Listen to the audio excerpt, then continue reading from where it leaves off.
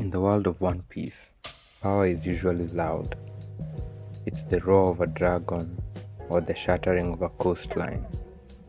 But there is a quieter kind of power, one that isn't measured by how much damage you can deal, but how much you can endure without flinching.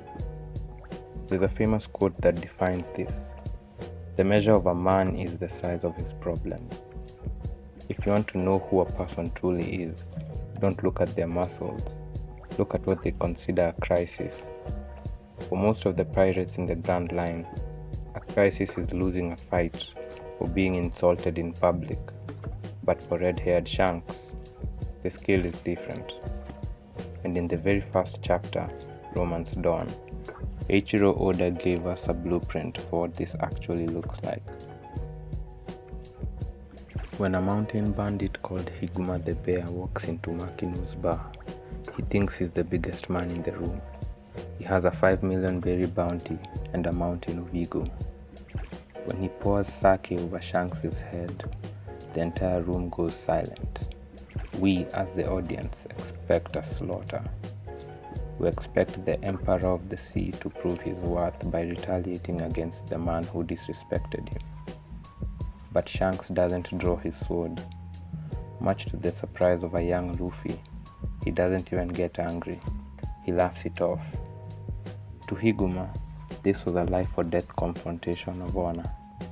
To Shanks, it was just a spilled drink and a wet floor. This is the first time we see the measure of a man in action.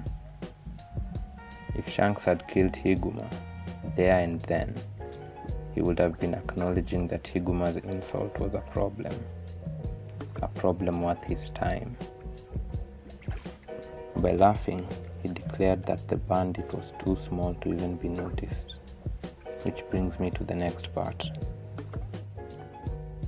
Let's fast forward hundreds of chapters to Mocktown.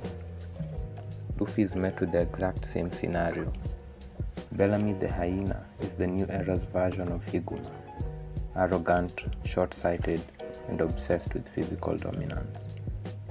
He mocks the very idea of dreams, specifically about an island in the sky. He batters Luffy and Zoro, literally grinding their faces into the wood. Meanwhile, Nami is screaming for them to fight back. But Luffy does something that shocks everyone. He tells Zoro not to fight back. This isn't a lack of strength, it's a total mastery of self. And this brings me to the next point. This is the moment Luffy truly becomes the successor to the red-haired captain.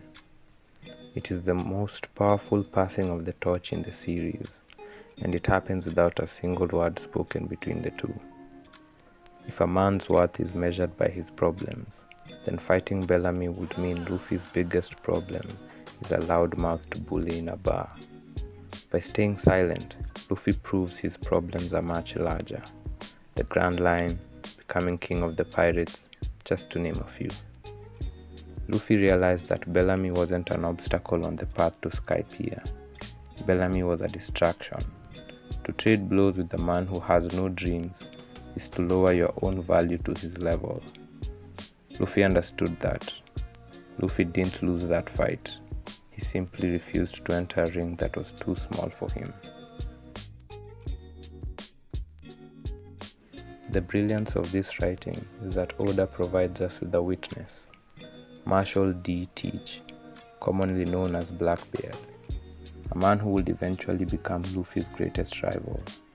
But in this moment, he is the only person in Mocktown who understands the measure of what just happened.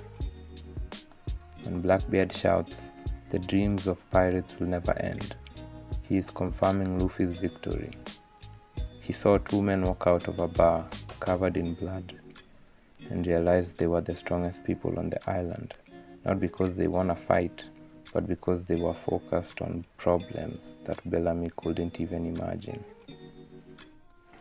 We often think of problems as negative things, but having big problems is a privilege. It means you are playing a bigger game.